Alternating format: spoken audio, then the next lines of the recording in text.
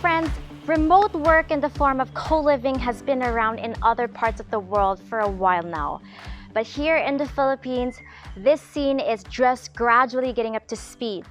So in this video, we are gonna look into how that scene is playing out in this country during the pandemic and where we are headed in the next couple of years. Join me, Serica Rojas, as we look into this further with Baybayin Hub.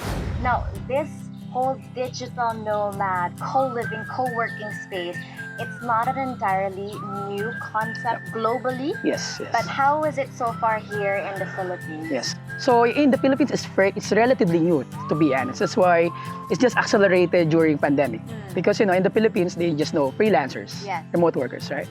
And not for anything also, in the Philippines, of course, especially in remote islands, the internet is, compared to other Southeast Asian countries and Western European, we're not that competitive. Yet. So it's, yet. But I believe the government's doing their job. And I'm not for anything, there's a lot of startup company coming here also in the Philippines, now investing in digital infrastructure.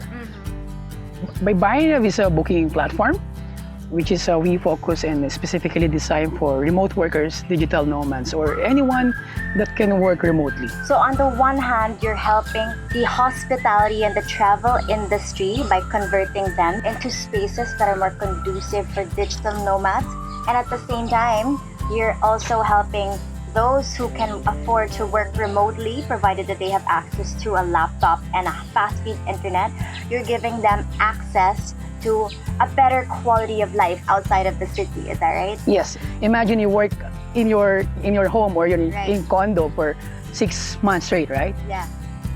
I believe it's hard. So since last year, I was telling them it's a serious mental health problems that we need to address. And we believe in Baybayin Hub. That's why we invited them to, connect with nature, stay away from crowded cities. And we are so happy and fortunate because the industry is listening to us and adapting also in this, pandemic crisis. And then these pain points or challenges that as a remote worker and other companies, they need to pivot, they need to change, not only their lifestyle or their habits, also their mindset. Because, I believe it's serious. So. Mental health has been a rising issue over the years, but more especially during the pandemic. And it doesn't come as a surprise that more and more people are making the switch to a more intentional lifestyle. And if that's you, co-living with other people with the same mindset may be something for you to look into. It's very natural if we co-work, co-live, we are exchanging, our interests. Yes, and skill set, interest, expertise. Yes. So in a way, we're creating this ecosystem that benefits one another. And would you say that there's less competition and more collaboration among digital nomads? Perfect what you said. I believe it's still it's a collaboration. Because I was trying to tell them it's not about cheap accommodation. Yeah. We need to try, the deeper understanding what is co-living and co-working. And imagine this, like for example, we have then 7 co-workers or co-livers staying in a resort for 1 month. And we understand each other. While you may belong to different industries online as remote workers, it's natural for you guys to connect over some relevant challenges, such as feeling isolated, remote work issues, productivity hacks, etc.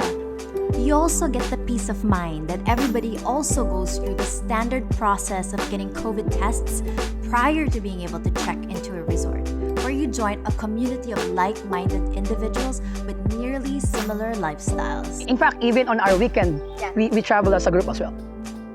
Well, it's not for everyone because digital nomad is, you need to be sustainable revenue-wise, or you have income that anything deals with internet, or you use the technology.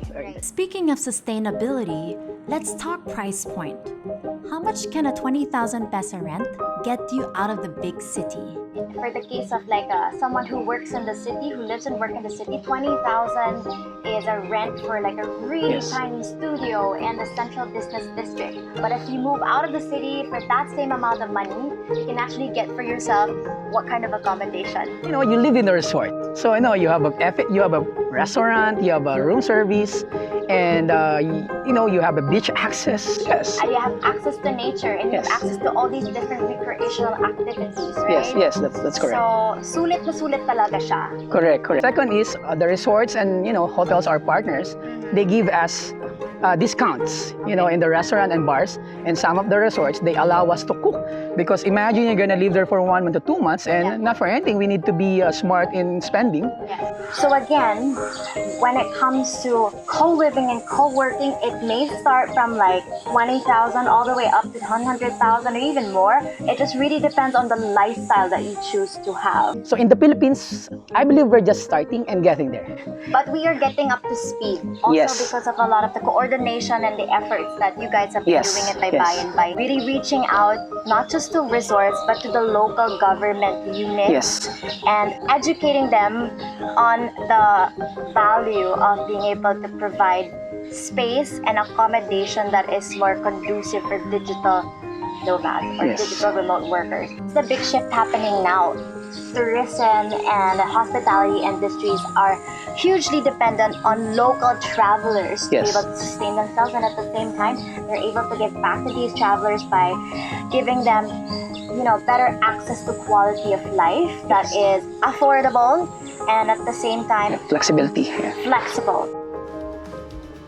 We believe we could be the next digital nomad haven in Southeast Asia. It's just a matter of time, the internet. But I'm happy to share also the government. During pandemic, because everyone is pivoting, right? And everyone's depending on internet. I think the government slowly trying to help us also to improve the digital infrastructure. Absolutely. The pandemic has changed the way we live and travel. Here we are, over a year after the lockdown has started. While we have a lot of challenges to overcome, it has also opened up a lot of opportunities for us to explore work-life balance.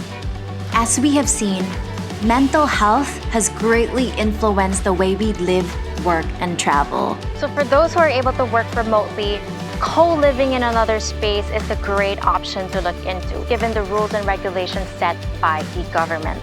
And of course, slow travel and intentional living gives us an even better opportunity to get to learn about a place in a much deeper level. And to some, they also gain a new extended family. This has been Serica. Thank you so much for watching. Keep healthy and safe, everybody.